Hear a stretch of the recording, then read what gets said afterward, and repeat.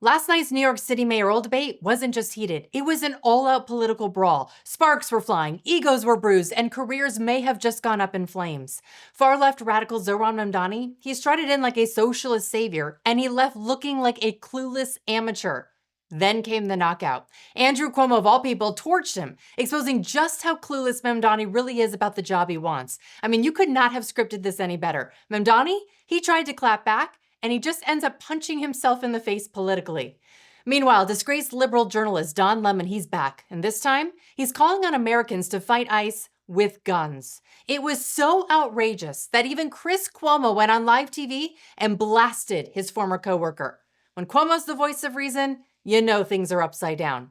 If you're new here, welcome to the show. Make sure you hit subscribe because the political circus, it never sleeps, and neither do we. Let's get to it. Even though Socialist candidate Zohran Mamdani is projected to win, New Yorkers, they're not going down without a fight. Before the debate, protesters took to the streets furious about Mamdani's push to legalize prostitution. Even Muslim groups are rejecting his radical platform. We are Muslims against Mamdani. Ask us why! Why are you against Mamdani? First of all, do you know that Mamdani is supporting decriminalization of prostitution? We don't want that. No, we don't. Which is an NYC law that prostitution is not allowed. Yeah. And we are against it because every single religion of the world against prostitution creates morality issues. It brings a lot of disease. Do you want that? No. No. That shouldn't be happening at all. And he's defunding the police. It's the truth. So you're from New York, right? Yeah. As you know how much crime is going on. Yeah. Imagine if you have less police, do you feel safe at that time? I don't think so. We've got every right to be skeptical of foreigners who flood into the United States claiming they're seeking refuge, only to worm their way into our government and start dismantling the very freedoms that made America their escape hatch. These infiltrators, they're not here to embrace our Constitution. They're pushing policies to shred it, dragging us toward the same socialist cesspools they supposedly fled. And Democrats like Zohran Mamdani, they're cheering it on, cozying up to those American-hating radicals while preaching diversity? My grandma always told me, you are who you hang with. And when you've seen the company of people who are hell-bent on turning the USA into a third-world disaster, you are no patriot. So when Zohran's out campaigning with anti-American streamer Hassan Piker, the guy who literally said America deserved 9/11, that should set off every alarm bell in New York. Here's the damning photo of them fist-bumping on the campaign trail, straight from the mayoral run. This is the same Piker who mocked veteran Congressman Dan Crenshaw, war hero who lost an eye fighting terrorists while defending the terror attacks that rocked this city and killed thousands of innocent Americans. This guy has the understanding of foreign policy of like a 12-year-old. What the f***? What the f*** is wrong with this dude? Didn't he go to war and like literally lose his eye because some mujahideen, a brave f***ing soldier, f***ed his eye hole? America deserved 9/11, dude. Is this really the guy who should be running the largest and wealthiest city in America? The left has spent years obsessing over old photos of Donald Trump and Jeffrey Epstein, using them as political weapons. Yet when it's one of their own cozying up to extremists, they suddenly go blind? By their own standard, a photo like this should end Zohran's campaign on the spot. And honestly, so should this one. And fresh new attacks on their opponents, Andrew Cuomo referencing this photo posted on X, picturing Zohran Mamdani next to controversial New York religious leader Imam Siraj Wahhaj. Mr. Wahhaj was an unindicted co-conspirator in the '93 World Trade Center bombing. What is your problem with condemning terrorism? It is the easiest thing. The New York Post has been putting out story after story of the corrupt ties that Zohran is entangled in, and you know the stories are hitting a nerve when Council on American Islamic Relations calls for a boycott of the Post for simply telling the truth. This socialist movement has brainwashed people into seeing everything through the lens of oppressor versus oppressed. It's a cult, and its followers are so blinded by grievance that they'll cheer on the destruction of America in the name of justice. Watch this Mamdani voter try to justify her support and get a quick reality check. She says she's voting for Mamdani just because of the children in Gaza. What is the difference between these American children and the children outside of America? We are all human beings, you know? There's no difference, but I want to answer the question, why are we treating different things differently? because you have to put the citizens of your own country first. If we don't put our own children and our own citizens first, who else is going to? You're asking the American people to put the citizens and the children of other countries first, but who's going to put our children first? Who is going to put our citizens first? So it is incumbent upon all of us to take care of our own. And America is the most charitable nation. We give more money to foreign wars and to charitable causes than any other country. So we're doing our fair share, but no one else is going to step in and put the American people first except for ourselves. If you're more worried about people overseas than you are your own fellow Americans, go live there. The folks making these naive comments, they have no clue what life is really like under socialism or a dictator. They're so spoiled by American freedom that they can't even see it. I mean, honestly, send them abroad for a semester, they're gonna come back waving the American flag, I guarantee it. But cluelessness, it seems to just be contagious in the Mamdani camp. Watch Andrew Cuomo, of all people, expose how little Zohran actually knows about government. And when Zohran tries to fire back, he only ends up making it worse. Take a look. I understand my friend doesn't really understand government. The governor doesn't build housing in New York City. Not if it's you. No, legally, there are jurisdictions. The governor doesn't pick up trash. He doesn't run the fire department. That's what the mayor does. The mayor builds housing. The state allocates funding for localities. And I allocated more funding for housing than any governor in the history of the state of New York. All right? I did things. You have never had a job. You've never accomplished anything. There's no reason to believe you have any merit or qualification for 8.5 million lives. You don't know how to run a government. You don't know how to handle an emergency. And you've literally never proposed a bill on anything that you're now talking about in your campaign. You had the worst attendance record in the assembly. And you gave yourselves the highest raise in the United States of America. You went from $110,000 to $140,000, and then you never showed up for work and you missed 80% of the votes. Shame on you. Shame on you. So not only does he have a terrible work ethic, he's also so arrogant. I'm going to show you in a second. He thinks voters don't deserve straight answers. He's basically taking a page out of Kamala Harris's playbook when she was running for president.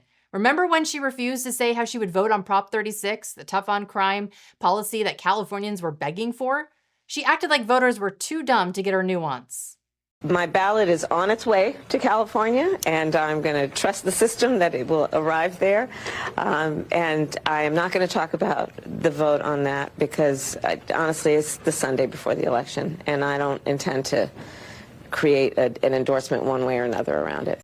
And how's that going for her? Soon enough.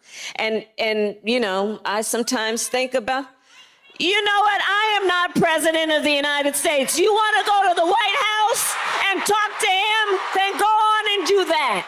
She is still very bitter and definitely out of booze. Zohran, though, I mean, he clearly learned nothing from Mamala because he chose to play dodgeball just like she did. There was reference to the 3 housing-related charter amendment questions. I know Mr. Cuomo is on the record as saying he favors them. We just heard Mr. Sliwa say that he's against them. Where do you stand on those? I'm appreciative that those measures will be on the ballot and that New Yorkers will be able to cast their votes for them. I know that we desperately need to build more housing in this city, and I also know that the jobs we create in the building of that housing should be good jobs as well. What a political answer. What is your opinion, Zohran? Yes or no? Come on. Yes or no? What is your opinion? Yes or no, Zohran? Don't be a politician here. I got it. They're pointing out what I was about to, which is that you didn't answer the question. I think on the stage you can see 2 people appealing for the Republican Party's votes and myself. Answer the question. Answer the question for once. My question to you was, do you support the 3 ballot amendment questions? I have not yet taken a position on those ballot amendment questions. Oh, what a shocker. All right. What a shocker. We're gonna Don't move worry, on. once he takes it, he'll change it anyway.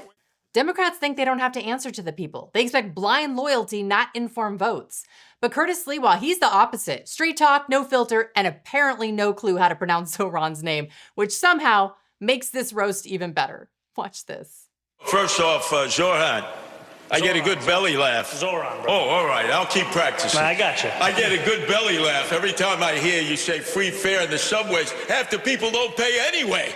How about fair enforcement? I'm the only one who says we have all kinds of fair programs for the indigent and the poor. But if you don't pay your fare, there needs to be enforcement. And by the way, I've taken the subway almost every day of my life since I was 5. The worst time was the summer of 2017, the summer of hell, Andrew Cuomo, right, when Curtis. You were running the subway system as the head of the MTA. I don't trust you with anything to do with mass transit.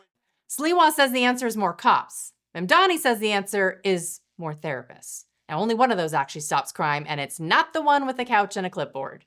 In 2020, the response time for those officers was less than 11 minutes. Today, it's closer to 16 minutes. And that's because every year they are now responding to 200,000 mental health calls when those are calls that could by and large be taken by experts trained on responding to that very crisis. Representative Dan Goldman, who rarely falls out of line with Democrats, says he's very concerned about Zohran Mamdani's policies. Here's what he told CNN when he was asked if he was ready to endorse the Socialist. I am very concerned about some of the rhetoric coming from Zohran Mamdani, and I can tell you as a Jew in New York who was in Israel on October 7th, I and many other people are legitimately scared because there has been violence in the name of anti-Israel and anti-Zionism. With Election Day less than 2 weeks away, New York is on edge, and we'll see if that debate moved the needle at all. But one thing is for sure, Zohran's radical agenda is finally getting exposed. And according to Don Lemon, Black voters don't even have a choice. He says any Black American who votes MAGA is basically an idiot because nothing says unity like insulting millions of people who think for themselves. It's the same thing that when I see not all Black Republicans, but I see a Black MAGA person who is carrying Donald Trump's water and they know that he's lying. It is the shortest line to the front.